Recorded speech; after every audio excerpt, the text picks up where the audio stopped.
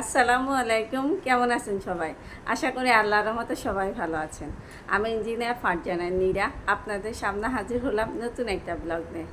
এই তো আজকে আমার ছোটোবেলার বান্ধবী, ওর বাচ্চা আর আমার বোন আসবে, ওর বাচ্চাগুলো দিয়ে সবাই মিলে আজকে খাওয়া দাওয়া হবে, গল্প হবে।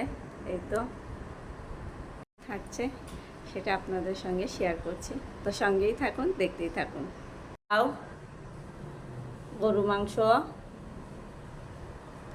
রোস্ট, রুই মাছ ভাজি, লাচ্চা।